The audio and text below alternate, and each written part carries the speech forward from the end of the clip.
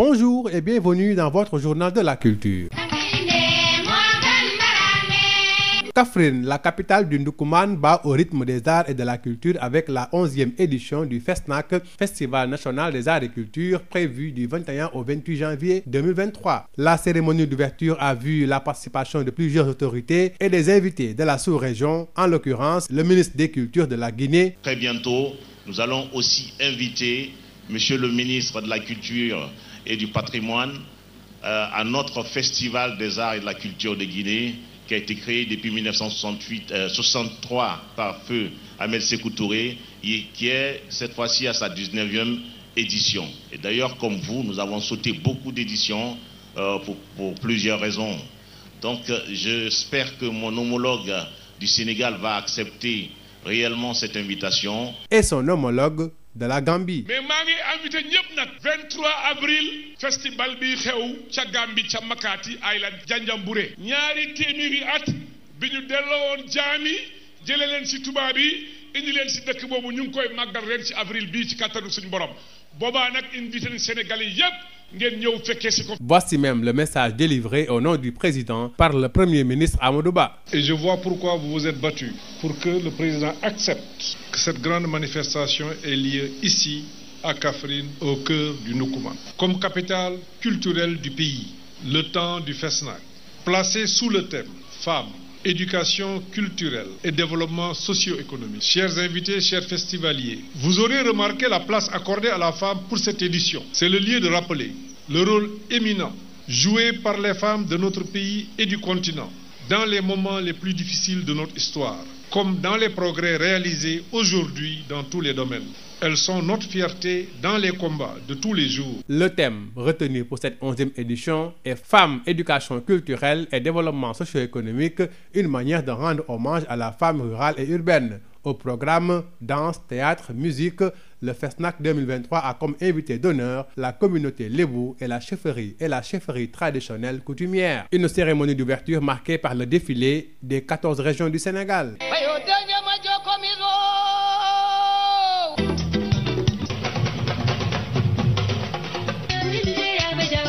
Puis à la découverte de Issa Daman Sarr, le lauréat du prix Ibrahima Sall de la poésie, qui nous a accordé cet entretien. Alors dites-nous, qui est Issa Daman Sarr, poète? Issa Daman Sarr est un insulaire. Donc, je suis né à New York dans les îles du Saloum. Je suis poète, traducteur et chercheur en formation doctorale. Et je suis spécialisé en oralité et études africaines. Et ma recherche porte sur les imaginaires et les représentations qui ont une fonctionnalité écologique dans le rapport humain-environnement. C'est-à-dire, en gros, tout ce qui est savoir, ces pratiques ethno-écologiques dans les sociétés à oralité. Et je travaille notamment sur les Sérères Nyominka du Gandoul. Quel est le titre du manuscrit qui vous a valu ce prix? Et de quoi parlez-vous justement dans ce manuscrit? Alors, le manuscrit s'intitule Peuple de l'eau. C'est en fait un hommage au peuple Nyominka du delta du Saloum, d'où je suis issu. Et c'est en quelque sorte une photographie de ce peuple, son histoire, son présent, son avenir également, si l'on considère les enjeux liés à la question écologique actuelle. Et donc, c'est un portrait que je fais de ce magnifique paysage insulaire, ce paradis en quelque sorte peu connu des Sénégalais parce qu'enclavé du fait de son insularité. Quelles sont vos influences, votre univers poétique? Mon univers poétique, c'est d'abord ce magnifique pays que je décris. Et je dois dire qu'il est également mon influence première. La vie nous invite à la connaissance, à la poésie lorsqu'on vient au monde, sur une île. Il y a toujours cet appel du lointain, du continent, ce désir d'aller vers le couchant, derrière l'océan, qui est également un désir ardent d'aller vers le monde. Après, la poésie n'a pas de frontières, elle est en elle-même un univers, pour ne pas dire qu'elle est l'univers en soi. On ne peut donc pas se confiner éternellement sur soi, sur son île. Il faut parfois s'envoler, s'ouvrir au monde et à toutes les questions fondamentales qui interpellent l'humanité. Et quel est, selon vous, le rôle de la poésie actuellement? Le rôle de la poésie actuellement, eh bien, il a toujours été le même, ce rôle, depuis la nuit des temps. Ce rôle, selon moi, même s'il est difficile d'assigner un rôle singulier à la poésie, pour moi, ça consiste à murmurer à la vie tous les chants de l'âme et inversement à l'âme tous les champs de la vie, consiste donc à chanter l'indicible, mais aussi à prendre en charge l'humanité, ses questionnements sous toutes les formes, en fait. Donc la poésie est en ce sens une expérience personnelle intime, mais aussi à la fois une expérience sociale et collective, un rapport social à la vie, une expérience collective. En fait. Merci aussi de nous faire une lecture d'un extrait de votre texte. Je me nourrirai de coquillages. Sur le chemin des citoyens de la Première Nation vers le sud, sud présagé par les essieux d'oiseaux arrivés au nord, à l'ère du dénuement de cette saison. Des huttes pyramidées et des pierres levées sont écrites en traces de leurs pas, du haut du Nil jusqu'au Sine Saloum. Qui sont-ils qui se sont installés et travaillé le mil sur la terre? Qui sont-ils qui sont allés cueillir des mollusques dans la mer? Par la bouche d'une princesse du Gabou, la voix des hospices disait ceci. D'un nid vert flottant sur du bleu sans fin, je vois l'aurore rayonnante de ces lueurs rosées. Là où je vais, je me nourrirai de coquillages. Mais où habite-t-il ce coquillage? À Gandoun Hiren, pays aux 19 noms propres. Gandoun par son corps vert au sang bleu salé dans les veines. Hiren par son visage ouvert où le soleil s'éclipse et se lève. Par le chemin des augures astraux, par le courage des élus vertueux, noblesse est notre fierté d'âme, car nous sommes les héritiers par le droit de flamme de ce paradis flottant sur les eaux. Nous, peuple Nyominka, enfants du Gelowar et de la Nyancho. C'est la fin de votre journal de la culture. Merci de l'avoir suivi. dal leen ak jàmm ci seen xibaaru mbatit.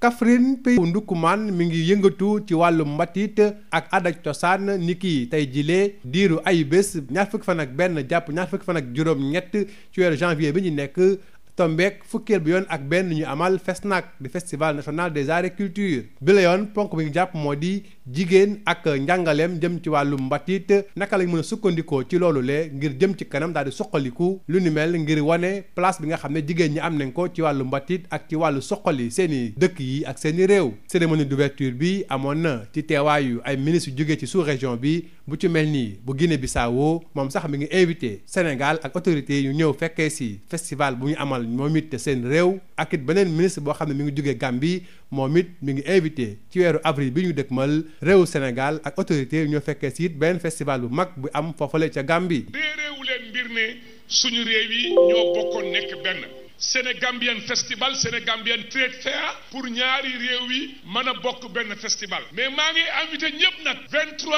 avril festival bi xew ca Gambie ca Makati Island Janjanbureh ñaari téeméeri at bi ñu delloo woon jaami jële leen si tubaab yi indi leen si dëkk boobu ñu ngi koy màggal ren ci avril bii ci kattanu suñu borom boobaa nag invité nañ Sénégalais yépp ngeen ñëw fekkee si ko fekkee jëri ngeen jëf. ginnaaw loolu ñu déglu ki nga xam ne moo di Amadou Ba ñëwoon teewee ci kilifteefu président Macky Sall bi la ubbitee. mbokki waa Kaffrine maa ngi leen di andil nuyoo président Macky Sall. nuyoo gouvernement Sénégal yépp bu ngeen ko seetloo tey ay ministres yu bari teew nañ fi. may nuyu ministre de la culture Alioune Sow mi toog conseil des ministres. convaincre président Macky Sall. convaincre ko nag ci li mu bëgg ak ci li ko neex. mooy liggéeyal askanu Sénégal. maa ngi lay féliciter ci turu président de la République. di rafetlu sa engagement. di rafetlu sa yaatoo. parce que lu waay di am. fàtte say mbokk. fàtte say dëkkandoo. kooku boo ko gisee rek war nga. kon Alioune Sow gàcce ngalaama. maa ngi lay féliciter aussi ci organisation. mais li neex ci organisation mooy inclusion. d'abord ci biir réew. ndax Sénégal yëpp a ngi fi teew. mais aussi wane nga ni li nga xam ne dañ ko bokk muy cosaan. loolu amul frontière. ñun ñëpp ay mbokk lañu. ñun ñëpp ñoo bokk fi ñu jógee. festival bi la nag dina am ci diggante way pecc théâtre musique ak yeneen xeetu lël yoo xam ne day jëm ci wàllu xam-xam fàttali ne bi la yoon askanu lébu ak it lépp lu jëm ci wàllu seeni njiit yi la ñu prier ci bay la festival. ci cérémonie ubbite FESNAC bi la fukki région ak ñeent yu Sénégal yépp jot nañu défilé.